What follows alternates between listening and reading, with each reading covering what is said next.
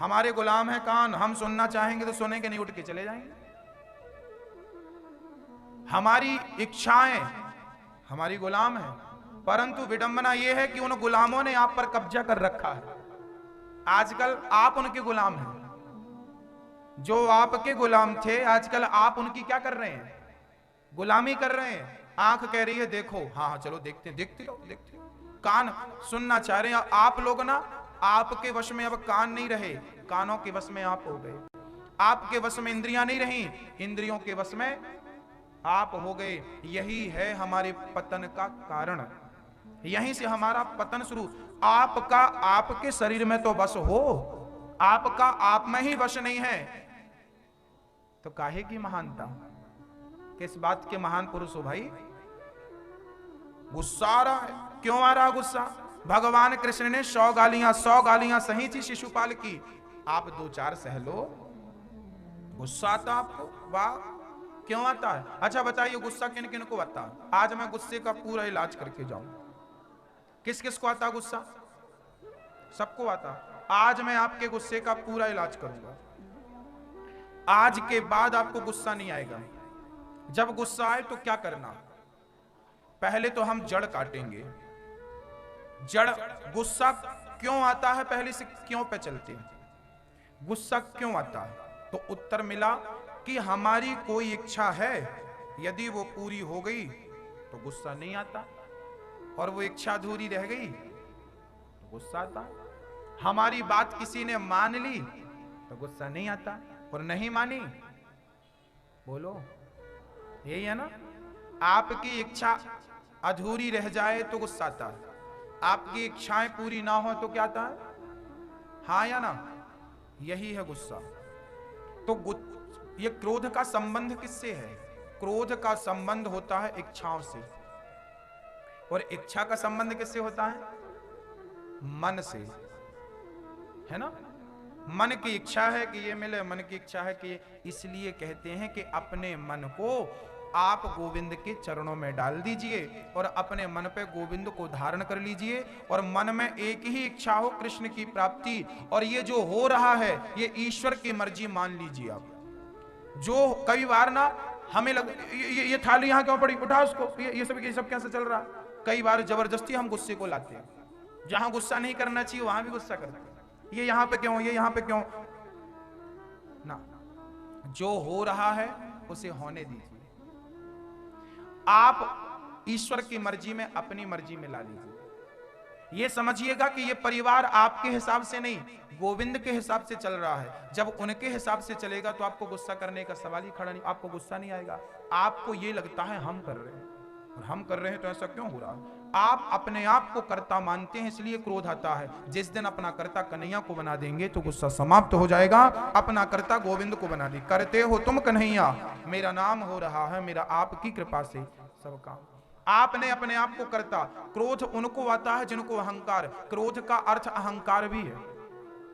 जिनको अहंकार है उनको क्रोध आता है, जिनको अहंकार नहीं उनको क्रोध नहीं आएगा। छोटे से बच्चे के गाल में आप एक थप्पड़ मारिए, छोटा सा बच्चा कुछ भी नहीं जानता, उसे गुस्सा नहीं आता। गुस्सा चीज क्या जानता ही नहीं। आप बड़े हो गए, अब आप जानने लगे सही गलत, ये तो मेरा अपमान है, ये तो मेरा अनादर है, गुस्सा आ गया, मेरा अपमान किया, मेरा मेरा मुझे ऐसा कहा, लो गुस्सा। अर्थात आपका क्रोध इसलिए भी आता है कि आपको अहंकार विचार करिए थोड़ी देर के लिए, थोड़ी देर के लिए यदि आपके अंदर अहंकार ना रहे किसी भी चीज का, तो क्या आपको गुस्सा आएगा? आपके क्रोध का कारण अहंकार है, इसलिए अपना अहंकार मिटा दीजिए। नहीं मिटाओगे तो यह अहंकार आपको मिटा डालेगा। रावण जैसों का अहंकार नहीं चला। कल हमने अहंकार की पूरी बात कर ली है विस्तार से, इसलिए आज बिल्कुल नहीं बोलेंगे। हाँ, हम मुट्ठी भर राख हैं, ये बात हमने कल बताई थी आपको। तो अहंकार हमें नहीं करना चाहिए। क्रोध त्याग दीजिए, लोभ त्याग दीजिए, और जाहि विधि राखे राम, ये सिद्धांत धारण कर लीजिए। और आप ना इन इंद्रियों के गुलाम मत बनिए, इनको अपना। जब बहुत गुस्सा आए तो क्या करना है? साइलेंट, चुप, कुछ जवाब नहीं देना। उस टाइम जब तक आपका माइंड गर्म है उस टाइम चुप रहिए, बिल्कुल साइलेंट। मैंने क्रोध को वश में करने के 3 उपाय बताए हैं, जो अच्छा लगे धारण कर लीजिए। क्या क्या बताया, बताइए पहले ही बताओ, क्रोध क्यों आता है? इच्छाओं की आपूर्ति ही क्या है? क्रोध है, गुस्सा है। इच्छाओं की आपूर्ति क्या है? गुस्सा है, क्रोध है। और दूसरा कारण अहंकार। अहंकार के चलते भी हमें गुस्सा, अरे हमें नहीं जानते, ये जो हमें है, मैं हूं, ये मिटा दीजिए। सरल, बिल्कुल सहज, बिल्कुल समर्पण। अब भगवान श्री कृष्ण के पुत्र पौत्रादियों को आपस में लड़के मरने का श्राप लगा। पेट में कपड़ा बांधकर सांब गया, मेरे पेट में बेटा है कि बेटी। संतों ने श्राप दे दिया, वंश का नाश करने वाला मूसल है। कपड़ा हटाकर दिखा, मूसल निकला। नव योगेश्वरों की चर्चा है। 24 दत्तात्रेय जी ने कितने गुरु बनाए? 24 गुरु बनाए। किस किस को बनाया? पृथ्वी को, वायु को, अग्नि को, आकाश को, जल को, क्रूर पक्षी को, भृंगी कीट को, मकड़ी को। पृथ्वी को गुरु बनाकर सहनशीलता। पृथ्वी क्या होती है? सहनशील। हमें भी क्या होना चाहिए? हाँ जी। वायु को गुरु बनाकर क्या सीखा? जैसे वायु बहती रहती है, सुगंध से भी बहती है और दुर्गंध से भी बहती है, पर ना सुगंध को वो अपना मानती है ना दुर्गंध को अपना मानती है, वो तो स्वच्छ है, बहती रहती है। ऐसे भी हमें सुख में दुख में कहीं भी रहो, पर ना सुख के आदि बनो ना दुख के आदि बनो, बस चलते रहो ईश्वर की तरफ। ये आकाश को गुरु बनाया। जैसे आकाश सर्वव्यापी है, सर्वत्र है कि नहीं, ऐसे ईश्वर सर्वव्यापी है। चौथा गुरु है जल। जैसे जल कभी अपना स्वभाव नहीं छोड़ता, ठंडा कर दो, बर्फ बना दो तो पिघल जाएगा, और गर्म कर दो तो भी शीतल हो जाएगा। जैसे जल कभी अपना स्वभाव नहीं छोड़ता, ऐसे हमें विषम परिस्थितियों में भी अपना स्वभाव कभी नहीं छोड़ना चाहिए। इस कथा से हमें ये शिक्षा मिली। इस जल को अग्नि को गुरु बनाया। अग्नि से क्या सीखा? जैसे अग्नि में कुछ भी डालो स्वाहा, ऐसे आपका भी स्वभाव होना चाहिए। कोई सम्मान करे तो स्वाहा, अपमान करे तो स्वाहा। ना सम्मान पे ध्यान दो ना अपमान पे, अपने लक्ष्य की ओर चलते रहो। कहाँ मुंह माथा पच्ची करते रहेंगे, जमाने से उलझते रहेंगे। सास बोल रही है सुन लो, बहू बोल रही है सुन लो, चलते रहो अपने लक्ष्य की तरफ, ध्यान ही मत दो कौन क्या बोल रहा, बोलने दो। हमें चलना है, अपना कार्य करना। अब देखो हम कथा सुनाते हैं ना, कई बार आप लोग बातचीत करते हैं, कई बार माताएं उठ उठ के आगे आ जाती हैं, कहीं ये चढ़ाएं कहीं वो चढ़ाएं। आपके चढ़ाने से हम परेशान हैं। हाँ,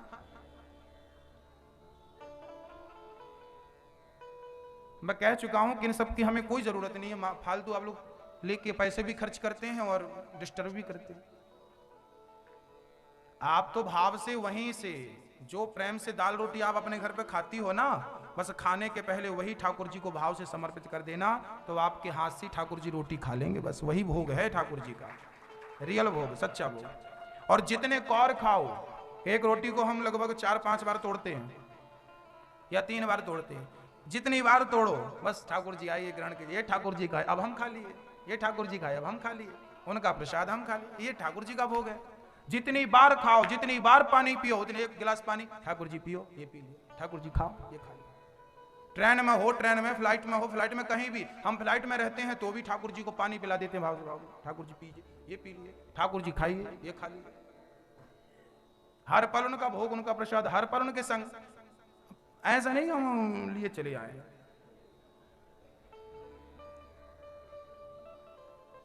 तो अग्नि को गुरु बनाया, क्या सीखा?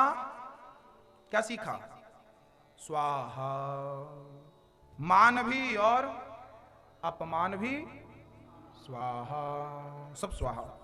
कोई अपमान नहीं आपका। आज से आप अपना अपमान मत मानिएगा। बताइए, आज से आपका अपमान होगा क्या? आपका अपमान गोविंद का अपमान होगा, और आपका सम्मान भी गोविंद का सम्मान होगा। इसलिए हमारा तो कुछ नहीं है, हम तो कुछ हैं ही नहीं। छठवां गुरु बनाया चंद्रमा को। चंद्रमा से क्या सीखा? जैसे चंद्रमा की कलाएं घटती और बढ़ती हैं, चंद्रमा नहीं, ऐसे आत्मा स्थिर है, शरीर घटता और बढ़ता है। सूर्य को गुरु बनाया। जैसे सूर्य का प्रकाश सब जगह एक सा पड़ता है, गंगा जल में भी सूर्य का प्रकाश जा रहा है, नाले में भी सूर्य का प्रकाश जा रहा है। जैसे सूर्य कभी अपने प्रकाश में भेदभाव नहीं रखते, ऐसे हमें भी कभी अपने जीवन में भेदभाव नहीं रखना चाहिए। ऊंच नीच की जो दीवारें हैं, इसे हमें तोड़ देनी चाहिए। जात पात नहीं होनी चाहिए। हमारे भारत में छुआछूत नहीं था। आज ये छुआछूत के कारण हमारा देश विभाजित हो गया। हमारे देश में पहले जाति व्यवस्था तो थी, वर्ण व्यवस्था तो थी, पर छुआछूत जैसी कोई बीमारी नहीं थी। ये छुआछूत बीमारी आई, तब से हमारा भारत चार भागों में डिवाइड हो गया, ये ब्राह्मण है, ये क्षत्रिय, ये वैश्य, ये शूद्र है। ये चार भाग बनाए थे व्यवस्था के लिए। एक पिता के चार बेटे थे। एक बेटे को ना वेद पढ़ना अच्छा लगता था, उसका नाम ब्राह्मण हो गया। एक बेटे को तलवार चलाना अच्छा लगता था, उसका नाम क्षत्रिय हो गया। एक बेटे को व्यापार करना अच्छा लगता था, उसका नाम वैश्य हो गया। एक बेटे को सेवा करना, तीनों भाइयों की पांव दबाना अच्छा लगता था, उसका नाम शूद्र हो गया। एक ही बाप की संतान है चारों, और यहां आकर के आप लड़ रहे हैं कि तुम अलग हो हम अलग हैं। ऐसे ही लड़ते रहोगे ना तो अंग्रेज आए थे, उन्होंने नारा दिया था फूट डालो शासन करो। आप लड़ते रहे, वो शासन करते रहे। ऐसे ही स्थिति रही तो फिर गुलाम हो जाओगे। इसलिए एकता को समझिए। जहां सुमति तहां संपत्ति नाना, जहां कुमति तहां विपत्ति निदाना। झगड़ा मत कीजिए, एक बन के चलिए। आप एक थे, एक हैं, एक ही रहिए। टूटिए मत, विभाजित मत होइए। यदि टूट गए तो कहीं के नहीं रहोगे, है ना। एक झाड़ू पूरी कचरे को साफ करती है, पर वो झाड़ू खुद टूट जाए तो खुद कचरा बन जाती है, बिखर जाए तो खुद कचरा बन जाती है। इसलिए ब्राह्मण, क्षत्रिय, वैश्य, शूद्र एक पिता की संतान है। इनको चारों को ऐसा संगठित रहना चाहिए, एक रहना चाहिए। कोई अलग नहीं है हम लोग। पर आज हम लोग लड़ते झगड़ते हैं, मतभेद है, मनभेद है ना मैया जी। इसलिए एकता बनाओ। छुआछूत नहीं थी हमारे भारत में, ऊंच नीच नहीं थी हमारे भारत में। सबको बराबर का भाव था, सम्मान था, आदर था, सबके लिए जगह थी, है ना। शरीर, कई लोग ना ऐसी तक थिंकिंग ले आए थे, किसी को छू देते थे तो नहाते थे। बताइए, जिस इंसान को ईश्वर ने बनाया है उसे छूने से आप अशुद्ध हो जाते हैं। हाँ, अरे माता शबरी के बेर खा के राम जी ने यही भेद तो मिटाया था। बेर खाए थे ना माता शबरी के। आज की भाषा में शबरी दलित की बेटी थी। जात पात की बात करें तो आज की भाषा में दलित की बेटी भीलों की बेटी थी, जिनके हाथ का आज लोग पानी नहीं पीते। उनके हाथ के बेर खा के राम जी ने यही संदेश दिया था कि यदि मैं भगवान होकर जात पात की मर्यादा को, जात पात की दीवार को तोड़ रहा हूं, तो तुम भी अपने जीवन में जात पात का भेद मत रखना, हम सब एक हैं। इस भाव से राम जी आगे चले थे। और राम जी ने सहयोग भी किनसे लिया था? राम जी ने रावण से लड़ते समय इन्हीं भीलों का सहयोग भी लिया था, बंदरों का, भालुओं का। अब बताइए, बंदर भालुओं की सेना बना के रावण से देखो युद्ध करा दिया। रावण को विजय प्राप्त, रावण से जिसके पास बड़ी सेना थी उसकी सेना को पराजित कर दिया। जंगल के लोगों की सेना बनाई राम जी ने। तो राम जी सबको लेके चलने वाले थे, वो छोड़ने वाले नहीं थे किसी को। हाँ, श्री कबूतर को, अजगर को, समुद्र को ऐसे दत्तात्रेय जी ने 24 गुरु बनाए। प्रभास क्षेत्र में सारे यादव आपस में लड़कर मर गए, सारे शराब पी गए। भगवान कृष्ण के पुत्र पौत्रादि शराब पी के मर गए। शराब पिए तो नशा चढ़ा, नशा चढ़ा तो नशा आदमी ना अंधा कर देता है। नशा फिर दिखता नहीं कि मेरा भाई है, कि मेरी माँ है, कि पत्नी है। आपस में ही लड़ने लगे। अच्छा, नशेड़ी लोग आपस में ही लड़ जाते हैं। वो आपस में अपनी पत्नी से, अपनी माँ से ही लड़ जाते हैं और लड़ लड़ के मर जाते हैं। भगवान कृष्ण का वंश भी शराब पी के नहीं बचा, तो अरे गरे नच्चू खैरे की क्या कहें। इसलिए शराब मत पीजिएगा। सारे यादव समाप्त हो गए। अनिरुद्ध का बेटा वज्र बचा, जिसके आज यादव लोग हैं। आज भारत में जितने भी यादव हैं वो सारे अनिरुद्ध के बेटे हैं। प्रद्युम्न के पुत्र अनिरुद्ध, अनिरुद्ध का बेटा वज्र, उसी की संतान यादव है। वो बचा था, बाकी सारे यादव 56 करोड़ यदुवंशी लड़के मर गए थे। कितनी जनसंख्या थी उस टाइम यादवों की? 56 करोड़ यदुवंशी आपस में लड़के मर गए थे। इसलिए शराब लड़ाती है, शराब मत पीजिएगा। भगवान श्री कृष्ण जब देखते हैं कि सारे परिवार परिकर समाप्त हो गया, तो बढ़िया विमान लाए। गोपियों को, यशोदा को, नंद बाबा को, परिकर को परम धाम में पहुंचाया। आखिरी समय बहेली ने बाण मारा भगवान के चरणों में। भगवान धराधाम को छोड़कर जाने लगे। भक्तों ने कहा, प्रभु हम आपके बिना कैसे रहेंगे? भगवान ने कहा कि हम जा नहीं रहे, हम भागवत में समा रहे हैं। जहां जहां ये भागवत होगी हम वहां वहां प्रकट होकर अपने भक्तों का दुख दूर करते रहेंगे। हम जा नहीं रहे, हम समा रहे हैं। और भगवान इस भागवत में समा गए। इसके बाद भगवान धराधाम की ओर प्रस्थान। 7 दिन पूरा हुआ। तक्षक नाग ने परीक्षित को डसा, परीक्षित का उद्धार हुआ। अब मैं 7 दिन की कथा की सूची देता हूं, इसके बाद आरती करते हैं। पहले दिन की कथा में हम लोगों ने धुंधकारी के उद्धार की चर्चा सुनी। दूसरे दिन की कथा में हम लोगों ने कलयुग को रहने के 4 कमरे परीक्षित ने बनवाए था, उसका जिक्र किया था। दूसरे दिन की कथा में क्या सुना था? कलयुग के 4 कमरे, द्यूतम पानम स्त्रिया सूना। कलयुग कहां कहां रहता है? जहां जुआ होता है। द्यूतम, जहां जुआ है वहां कलयुग, इसलिए जुआ कदापि ना खेलें। पानम, जहां शराब है वहां भी कलयुग है, इसलिए शराब ना पिए। शराब पिएंगे तो सर्वनाश होगा। जुआ खेलेंगे, जुआ खेला था कौरवों ने, सर्वनाश हुआ। शराब पिया था भगवान के पुत्र पौत्रादियों ने, सर्वनाश हुआ। पानम, स्त्रिया, पराई नारी पर दृष्टि डाली थी रावण ने, सर्वनाश हुआ। आप सिद्धांत से मत भटकिएगा, नहीं तो सीधा विनाश की ओर चले जाएंगे, है ना। इसलिए हम विश्व गुरु हैं, भारत के लोग विश्व गुरु थे, ये भारत विश्व गुरु है। यहाँ के लोग ज्ञानी हैं, समझदार हैं, विवेकशील हैं। अपना विवेक जिंदा रखिएगा, समाप्त ना कर दीजिएगा। शराब मत पीजिएगा, जुआ मत खेलिएगा, पराई नारी पराई पुरुष पर दृष्टि मत डालिएगा। और चौथा स्थान कलयुग का मांस मत खाइएगा। खाने के लिए दाल चावल सब्जी रोटी है, प्रेम पूर्वक ठाकुर जी को भोग लगा के खाइएगा। ये सब खाने की चीजें नहीं है। इन्हीं के साथ तीसरे दिन की कथा में हमने ध्रुव चरित्र सुना और बढ़िया माता सती और विवाहोत्सव शंकर जी के विवाह का दर्शन किया। चौथे दिन की कथा में राम जन्मोत्सव, श्री कृष्ण जन्मोत्सव की कथा और भक्त प्रहलाद की कथा हम लोगों ने विस्तार से सुनी। पांचवें दिन की कथा में ठाकुर जी की दिव्य बाल लीला, मक्खन चुराना, मटकी तोड़ना, ये सारा सुना। आखिरी में गोवर्धन लीला का दर्शन किया। छठवें दिन की कथा में हमने सुना ठाकुर जी ने गोपियों के मध्य में रास रचाया, प्रेम पूर्वक कंस को मारा और द्वारिकाधीश कहलाए द्वारिका में, और रुक्मणी से विवाह किया। आज सप्तम दिवस की कथा में भगवान के अन्य विवाहों की चर्चा और भगवान की सुंदर सी सुदामा जी की पावन चर्चा हमने सुनी। भगवान की भगवत वत्सलता हमने देखी। इन्हीं शब्दों के साथ 7 दिन की कथा पूरी। ये दास अनिरुद्ध आपको कथा सुनाया। इस कथा के परीक्षित बन करके हमारे भैया श्री अग्रवाल जी कथा श्रवण कर रहे हैं।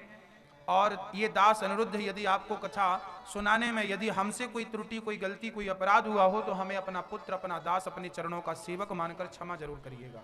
और आज 7 दिन की कथा पूरी हुई तो आज हमें दक्षिणा आपसे लेने का पूर्ण अधिकार शास्त्र और ईश्वर हमें दे रहे हैं। तो आज हम आपसे दक्षिणा मांगेंगे। कौन कौन देगा ये बताओ?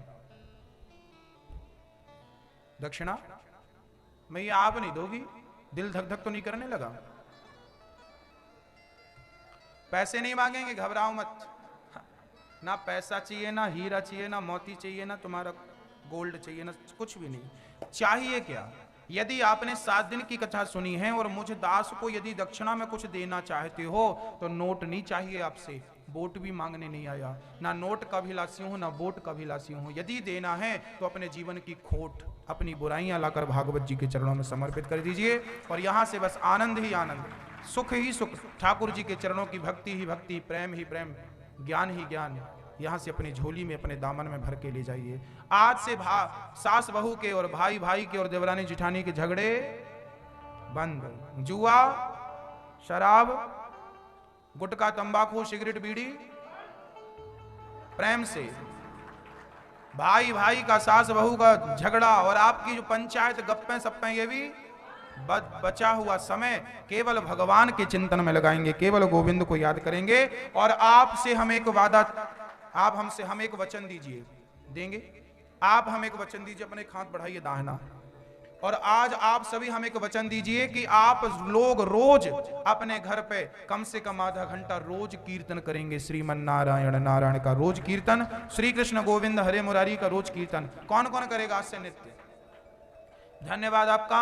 आप लोगों ने 7 दिन दास अनिरुद्ध के मुख से कही कथा सुनी। ठाकुर जी की भक्ति आपके अंदर बढ़ी होगी, ऐसा मेरा प्रयास रहता है और ठाकुर जी की प्रेरणा भी यही है। कल भी कथा आप सुनिएगा, कल स्थान बदल जाएगा, कथा वही रहेगी। कल, आज कथा के बाद अभी हम चले जाएंगे मध्य प्रदेश में, कि रीवा शहर है, रीवा के पास हनुमना, जहां से मध्य प्रदेश और उत्तर प्रदेश की बॉर्डर हनुमना, वहां पर कथा है कल से। वो कथा टीवी पर आएगी 3-4 बजे, 3 बजे या 4 बजे, कंफर्म कल ही होगा। साधना चैनल पर आएगी, यूट्यूब पर भी आएगी, आप लोग सुनिएगा। और सबको निवेदन फोन से कहिए, बहना हमने सुन ली, अब आप सुन लो। अपने रिश्तेदारों को, अपनी भाभियों को, भाइयों को, जो भी आपके परिचित के हैं, सबको निवेदन करिएगा। तो आज से प्रेम पूर्वक कथा का आप लोग पालन करेंगे और कथा के नाम से आप एक काम और करेंगे, एक एक वृक्ष जरूर लगाएंगे आप लोग। कौन कौन लगाएगा? आपने कथा सुनी है, इस कथा के नाम से आपको एक एक वृक्ष जरूर लगाना। कौन कौन लगाएगा? जितना बड़ा वो वृक्ष होगा, आपकी यादें भी बढ़ती जाएंगी कि हमने कथा सुनी और कथा के नाम से हमने ये वृक्ष लगाया। एक एक पौधा, 10 मत लगाइए, एक लगाइए और एक की अच्छी परवरिश करिए। वो बड़ा हो जाए। वृक्ष कौन सा? जीवन में मरने के पहले जरूर पीपल का पेड़ लगाइए, क्योंकि पीपल हमारे मरने के बाद भी उसकी आयु 1000 साल होती है। सोचिए हमारी 100 साल की है, हमारे जाने के बाद भी वो किसी को छाया देता रहेगा। कितना पुण्य मिलेगा कि हमारे लगाए वृक्ष के नीचे यदि किसी ने आनंद की अनुभूति की तो वो आनंद हमें तो मिलेगा। एक पीपल का वृक्ष, एक बड़ का वृक्ष, बट वृक्ष जिसे बोलते हैं, बड़ बड़ी बड़ी जटाएं जो होती हैं, लंबा होता है, वो बट वृक्ष, या तो आंवले का वृक्ष, या तो आम का वृक्ष, या तो नीम का वृक्ष, या तो फिर आखिरी में जब ऑप्शन ना हो तो तुलसी का वृक्ष। वृक्ष जरूर लगाइएगा। वृक्ष है तो आप और हम हैं, नहीं है तो नहीं है। आज इतना प्रदूषण क्यों? दिल्ली में ना सबसे ज्यादा प्रदूषण है। क्यों है? क्योंकि वृक्ष कट तो रहे हैं, लग नहीं रहे हैं। अब तुम कितना भी पानी छिड़क लो, पर जब तक पेड़ नहीं लगाओगे तब तक ये प्रदूषण कंट्रोल नहीं होगा। वैज्ञानिकों का निष्कर्ष आ चुका है कि हर 10 मीटर में एक पीपल का पेड़ होना चाहिए, क्योंकि पीपल ही एक ऐसा पेड़ है जो 24 घंटे ऑक्सीजन देता है। पीपल क्या देता है मेरी माँ? ऑक्सीजन सबसे ज्यादा पीपल देता है, इसलिए पीपल लगाना चाहिए, ज्यादा पीपल लगाना चाहिए। ज्यादा आपके आसपास कहीं भी मैदान हो, पार्क में कम से कम 10-20 पीपल लगा लो आप लोग, बढ़िया बढ़िया, हर किनारे किनारे लगा लो बढ़िया पीपल। जितना ज्यादा पीपल लगाएंगे उतना ज्यादा आप प्रकृति की रक्षा करेंगे। ये आपका कर्तव्य है, ये हमारा कर्तव्य है। और दूसरा कार्य, मैया जी आप लोगों से मेरी प्रार्थना हाथ जोड़ के है, पानी बचाया करिए। कई लोगों को हमने देखा है कि आपकी टंकी भर जाती है फिर भी पानी बहता रहता है। आपकी जिम्मेदारी है कि पानी, देखिए पानी ईश्वर ने हमें दिया है, ये जल अनमोल है, ये जल सबसे बड़ा धन है। जल ना हो और आपके पास 1 करोड़ रुपया हो, आपके पास 1 करोड़ रुपए हो और आप 2 दिन से प्यासे हो और आपके सामने 1 गिलास जल रखा हो और कहा जाए कि 1 करोड़ दो तो जल मिलेगा, तो आप तुरंत दे देंगे कि नहीं? सिचुएशन ऐसी होगी तो 1 करोड़ रुपया देने से यदि 1 गिलास पानी मिल रहा होगा ना तो आप दे देंगे। 1 गिलास पानी की क्या कीमत है वो तो समय ही बताएगा। इसलिए जो पानी आपका बह रहा है कृपया आप इसके प्रति जागरूक बने। और देखिए अभी पानी, हम लोग चर्चा कर रहे थे, अभी परसों नरसों पानी गिरा ना कृष्ण जन्म के दिन, कितना पानी गिरा, कितना बढ़िया पानी गिरा। परंतु क्या हुआ? सारा पानी आपके छत का निकल के गया और बह गया और जाके नाली में मिला, नाली से नदी में, नदी से जाके समुद्र में, खत्म। यदि आपके घर पे सोचिए कि वो पानी जो गिरा था 3-4 दिन पहले, कितना बढ़िया पानी गिरा था, आप चाहते ना तो उस पानी का सदुपयोग कर सकते थे। कैसे? ये जो पृथ्वी माता है ना, ये प्यासी माता है। इस आपका धर्म है कि अपनी माँ को पानी पिलाओ। आप पानी निकालते हो बोरिंग से, आप देते नहीं हो ना, देना भी सीखिए। छत का पानी जो है हमारे, एक छोटा वाटर हार्वेस्टिंग हमारे घर पे होना चाहिए। एक 5x5 का गड्ढा कर लो कहीं भी किनारे में, 4x4 का, 3x3 का, उस गड्ढे में बड़ा बड़ा पत्थर डाल दो, रेत का लेयर बिछा दो, रेत डाल दीजिए और छत के पानी का कनेक्शन कर दीजिए उसमें, तो सारा पानी छत का आपके जमीन के अंदर जाएगा। जमीन के अंदर पानी जाने से पानी का स्तर ऊपर आएगा और पानी की जो समस्याएं हैं वो समाप्त हो जाएंगी। भारत माँ की प्यास बुझेगी। ये भी हमारा कर्तव्य है कि हम प्यास बुझाएं और 1500 का खर्चा होगा, इससे एक जरूर वाटर हार्वेस्टिंग कराएं। कौन कौन कराएगा अपने घर पे वाटर हार्वेस्टिंग? हाथ उठा के हमें बता दो। आप कराइएगा? हमारे यजमान जी तो कराएंगे ना, आप बिल्कुल कराइएगा। और मैं आप माताओं बहनों से निवेदन करता हूं कि आप सभी लोग भी देखिए, आप और हम एक अच्छे नागरिक बने भारत के। हर काम सरकार का नहीं होता, सरकार भी तब चलती है जब पब्लिक सहयोग करती है। पब्लिक सहयोग नहीं करेगी तो सरकार सिर पटक के मर जाएगी, क्या हो जाएगा? इसलिए जल बचाना ये हमारे लिए हितकर है, पेड़ लगाना हमारे लिए हितकर है। इसलिए ये 2 काम जरूर करिएगा और 7 दिन तक कथा में जो बताया है उसको भी धारण जरूर करिएगा। इन्हीं शब्दों के साथ दास अनिरुद्ध अपनी वाणी को विराम करता है। कोई गलती हो गई हो तो पुनः क्षमा करिएगा।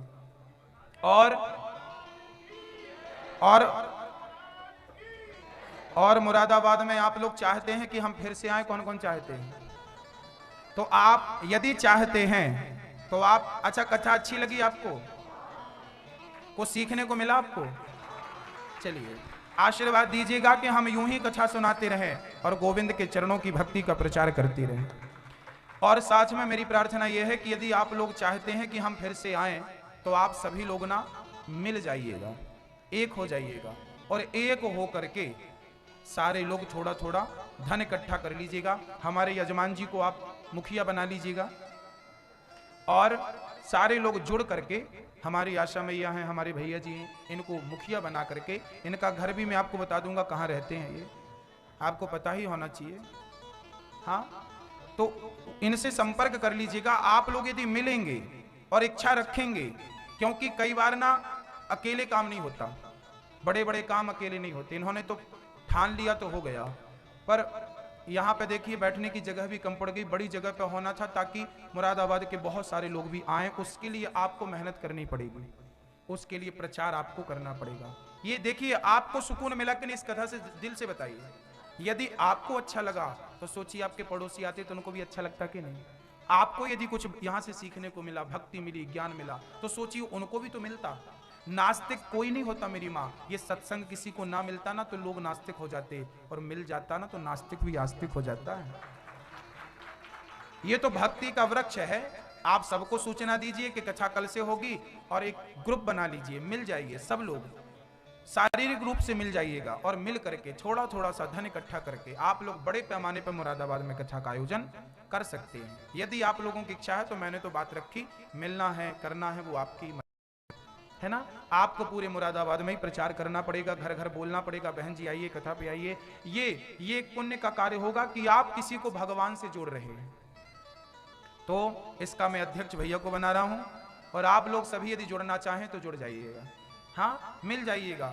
यदि आप थोड़ा थोड़ा भी योगदान देंगे कि चलो हम इस भागवत में अपना 10,000 लगा रहे हैं, 20,000 लगा रहे हैं, 25,000 लगा रहे हैं, सब थोड़ा थोड़ा लगाएंगे तो भव्य कथा का आयोजन होगा, जो पूरे देश तक टीवी के माध्यम से भी पहुंचेगी, और पूरे मुरादाबाद में एक भक्ति की गंगा बह जाएगी आप लोगों के सहयोग से। सोचिए यहाँ पे आप लोगों को कितना आनंद आया, तो और भी लोग सुनते तो कितना आनंद आता है ना।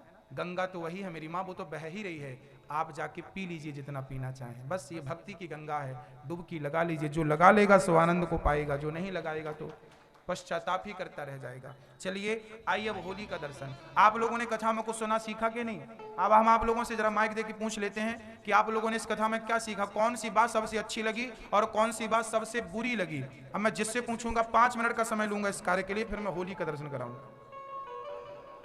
सभी लोग मेरे संग बोलेंगे कि नाम संकीर्तनम यस्या, नाम संकीर्तनम यस्या, सर्व पाप प्रणाशनम, सर्व पाप प्रणाशनम, प्रणामो दुख समनस, प्रणामो दुख समनस, तम नमामि हरिम परम, तम नमामि हरिं परम्। ओम शांति शांति सुशांतिर्भवतु। हे प्रभु, मुझे अज्ञान से निकालकर ज्ञान की ओर ले चलो, मुझे अंधकार से निकालकर प्रकाश की ओर ले चलो। हे प्रभु, मेरे अपराधों को क्षमा करके मुझे अपनी भक्ति प्रदान करें। मैं आपकी शरण में हूँ। हरे शरणम हरे शरणम। हे प्रभु, मैं आपको कभी भूलूं नहीं। बोलिए बांके बिहारी लाल की जय, भागवत भगवान की जय हो। जय जय श्री राधे। आप में से कौन अपनी बात बोलना चाहेगा 2 शब्दों में कि आपको भागवत से क्या सीखने को मिला, क्या अच्छाई थी और क्या बुरा था? अच्छाई दिखी हो तो अच्छाई बताइएगा, बुराई दिखी हो तो बुराई बताइएगा। अच्छाई दिखी हो तो अच्छाई बताइएगा, हम उसको और बढ़ाएंगे। बुराई दिखी हो तो बुराई बताइएगा, ताकि हम उसको और सुधारेंगे। हाँ बताइए, आपको क्या अच्छा लगा इस कथा में? माइक दे रहे भैया, माइक दे दीजिए मैया को। जो अच्छा लगा शुरुआत यहीं से कर लीजिए।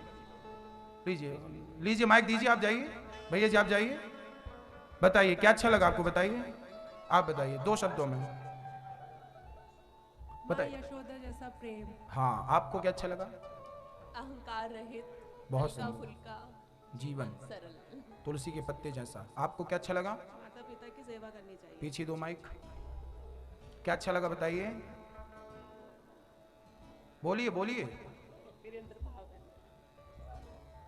चलिए आप। क्रोध का त्याग। अच्छा बाजू में दीजिए, बोलिए बोलिए क्या अच्छा लगा आपको? परिवार को इकट्ठा करके चलिए। जी, क्रोध का छोड़। चलिए बताइए आप।